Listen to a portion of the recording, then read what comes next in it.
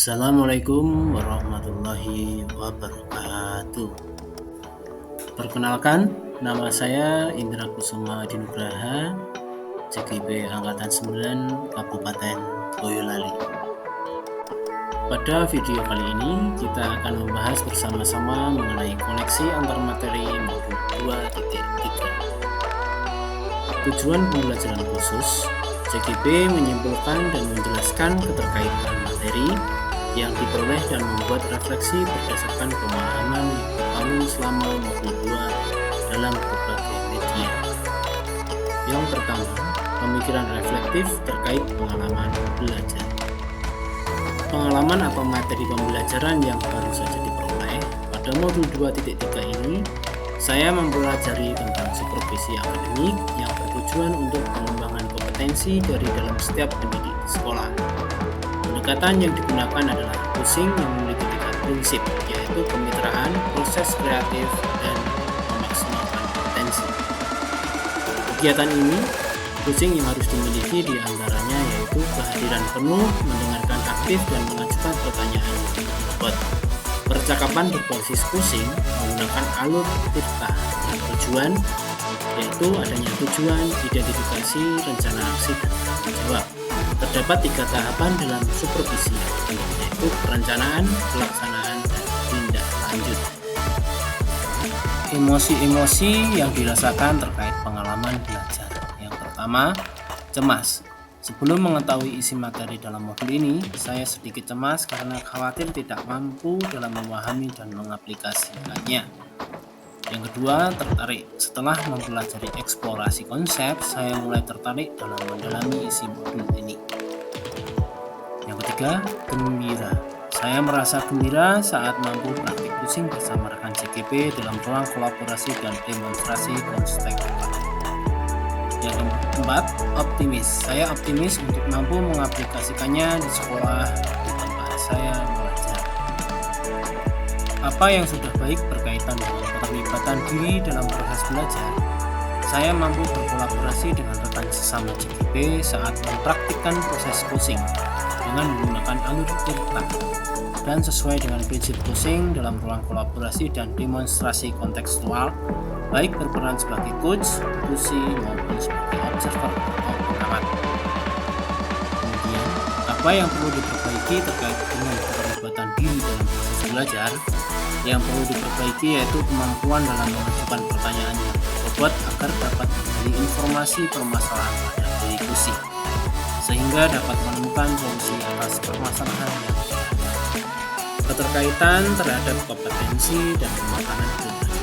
Setelah saya mempelajari modul 2.3 tentang Cushing dalam supervisi akademik, kompetensi saya mulai berkembang ditandai ketika saya mampu mempraktikkan proses Cushing dengan menggunakan alur tirta, baik sebagai coach, coachee, maupun observer atau pengamat. Saat saya mempraktikkan proses Cushing, saya harus mampu mengendalikan diri dari asumsi-asumsi pribadi dan rasa emosi saya, sehingga muncul kematangan berpikir dan bertindak agar sesuai dengan prinsip Cushing, yaitu kemitraan, proses kreatif, dan memaksimalkan potensi. Yang kedua, analisis untuk implementasi dalam konteks guru murid, yaitu dengan memunculkan pertanyaan kritis yang berhubungan dengan konsep materi dan menggalinya lebih jauh. Bagaimana agar prinsip Cushing dapat diterapkan dalam kegiatan supervisi di sekolah? Prinsip Cushing dapat diterapkan jika kepala sekolah memiliki pengetahuan tentang Cushing dalam supervisi akademik dan mau mengaplikasikannya. Kegiatan supervisi jangan hanya bertujuan sebagai bagian guru saja, namun supervisi harus dijadikan sebagai cara untuk meningkatkan kompetensi akademik guru, sehingga tidak hanya melakukan observasi kelas saja, akan tetapi harus ada percakapan, pra-observasi, dan pasca-observasi. Pra-observasi yang meliputi perencanaan yang akan dilakukan oleh guru, dan pasca-observasi meliputi umpan balik atau tindak lanjut terkait dengan observasi di kelas. Selanjutnya, mengolah materi yang dipelajari dengan pemikiran pribadi sehingga terjadi wawasan atau insight.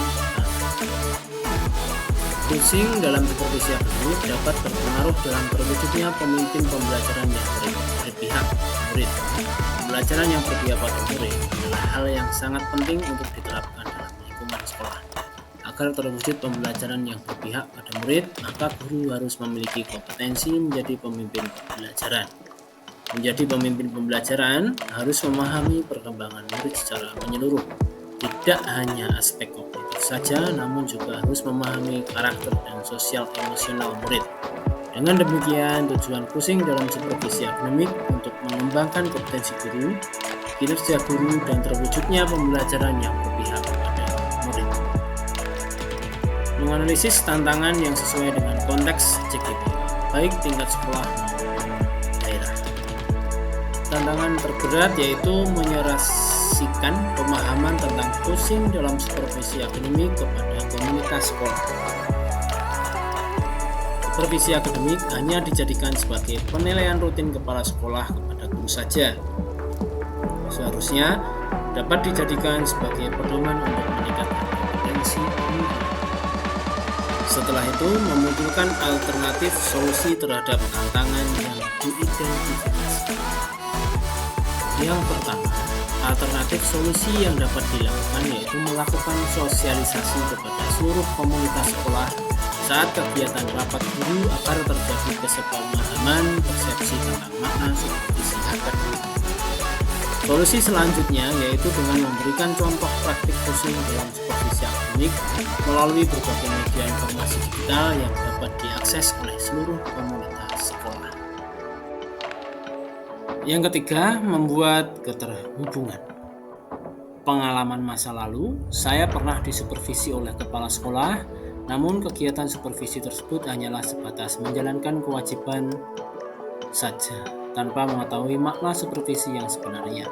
Kegiatan supervisi akademik hanya dilakukan saat kepala sekolah melakukan observasi kelas saja, tanpa adanya kegiatan pra-observasi dan pasca-observasi. Penerapan di masa mendatang, untuk kedepannya supervisi akademik harus dijadikan salah satu bagian dalam peningkatan kompetensi guru dalam bidang akademik dengan menggunakan prinsip pusing yaitu kemitraan, proses kreatif, memaksimalkan potensi. Konsep atau praktik baik yang dilakukan dari modul lain yang telah dipelajari yaitu pada modul 2.1 dalam pembelajaran berdiferensiasi, murid dikelompokkan berdasarkan kebutuhan belajarnya agar dapat memaksimalkan potensi yang dimiliki. Begitu juga dengan praktik pusing yang harus memaksimalkan potensi kusi agar dapat menemukan sendiri solusi atas permasalahan yang dihadapi. Modul 2.2 dalam pembelajaran sosial emosional terdapat teknik stop dan mindfulness yang dilakukan untuk dapat membuat suasana menjadi lebih kondusif. Saat melakukan pusing pun, seorang coach harus menerapkan teknik stop tersebut agar dapat fokus dan terwujud kehadiran dan keberhasilan proses pusing. Terima kasih sudah bersama-sama berdiskusi mengenai video ini pada modul